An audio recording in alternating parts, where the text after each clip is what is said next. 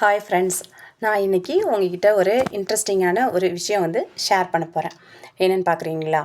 எனக்கு ஒரு 20 இயர்ஸ். அப்போ என்னோடய ஃப்ரெண்டுக்கு மேரேஜ். அவள் என்னை இன்வைட் பண்ணியிருந்தா.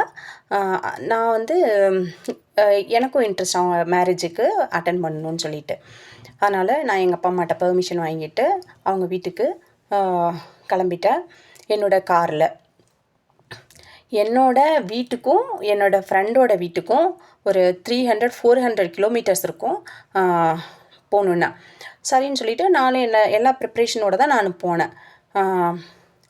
அங்கே போகிறப்ப என்னோடய ஃப்ரெண்டு வீடு ஒரு ரிமோட் வில்லேஜுன்னு ஆல்ரெடி எனக்கு சொல்லியிருந்தா.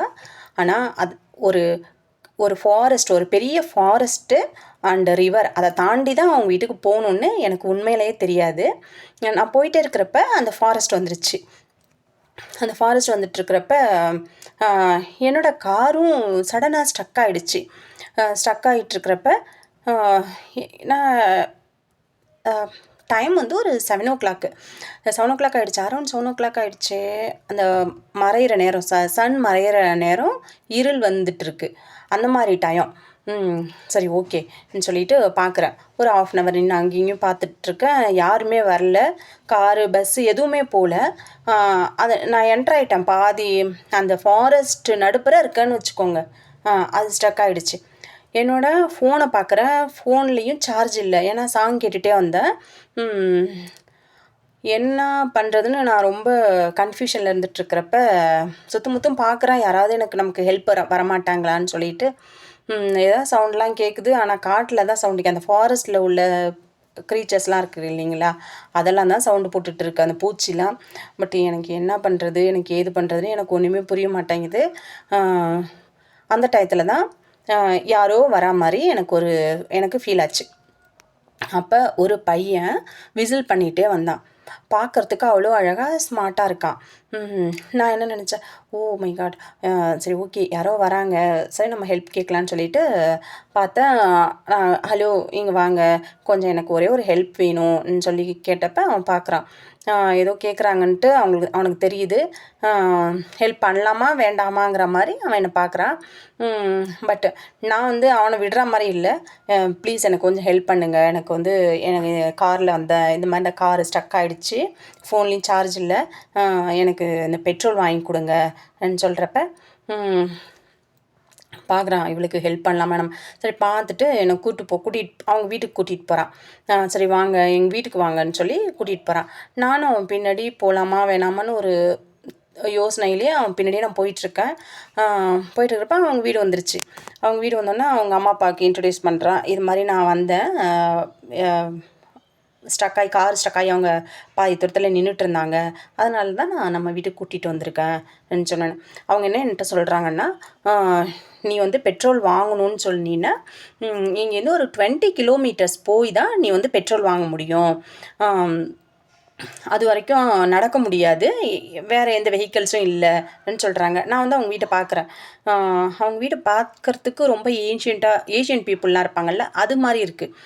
ரொம்ப பழங்காலத்து வீடு மாதிரி. அவர் பெரிய மீசை வச்சுக்கிட்டு, அவங்க சிஸ்டர் லாங் ஹேர் வச்சுக்கிட்டு ரொம்ப அழகாக இருக்கா. அவளை பார்க்குறதுக்கே எனக்கு ரொம்ப ஆசையாக இருக்குது, எவ்வளோ அழகாக இருக்கான்னு சொல்லிட்டு. அவங்க அம்மா ரொம்ப பழைய காலத்து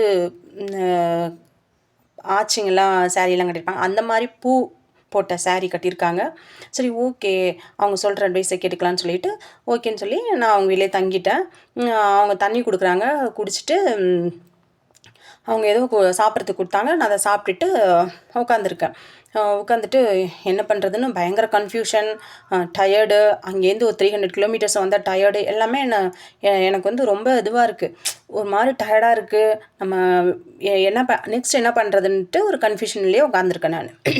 சரின்னு சொல்லி நான் என்ன செஞ்சேன்னா, தூக்கம் சரியாக தூக்கமும் வரல வேறு இடத்துல இருந்து. ஒரு இடத்துலேருந்து ஒரு நியூ பிளேசஸ் இல்லையா, அது தூக்கம் வரல. ஒரு 5:00 அரௌண்ட் 5:00 ஆச்சு.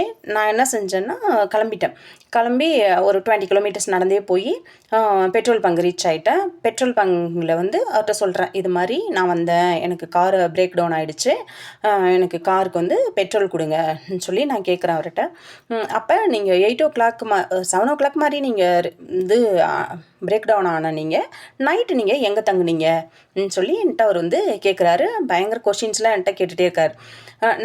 நான் என்ன சொன்னேன்னா, இது மாதிரி ஒரு பையன் வந்தான், பார்க்குறதுக்கு ரொம்ப ஸ்மார்ட்டாக இருந்தான், அவங்க வீட்டில் கொண்டு போய் விட்டுட்டு எனக்கு வந்து தண்ணி, தூங்குறதுக்கு இடம்லாம் காமிச்சாங்க. அவங்க அம்மா அப்பாலாம் இருந்தாங்க, சிஸ்டர்லாம் இருந்தாங்க. நாங்கள் வந்து ரெஸ்ட் எடுத்துகிட்டு நான் வந்து இப்போ பெட்ரோல் பங்க்கு வரேன்னு சொல்லிட்டு சொல்கிறேன். பட் ஆனால் அவர் நம்பவே இல்லை. கொஷின் மேலே கொஷின்னு. எனக்கு என்னன்னா ஒரே ஒரு மாதிரி பசி, தாகம் ஒரு மாதிரி இருக்குது, எனக்கு ஒரு டயர்டாக இருக்குது.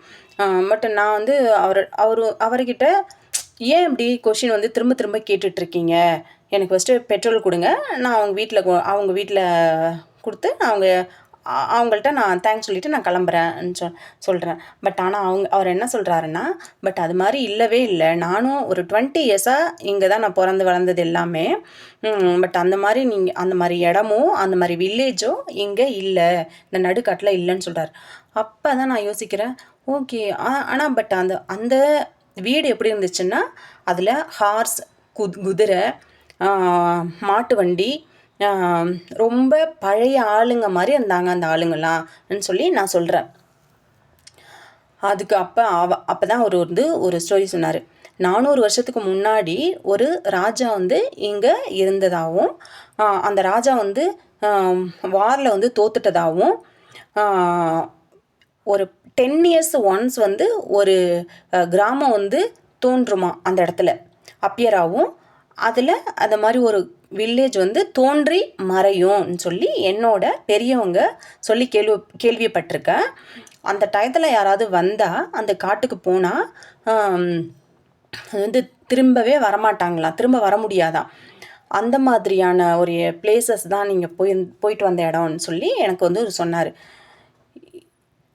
எனக்கா பயங்கர ஒரு கன்ஃபியூஷனாகவே இருந்துச்சு.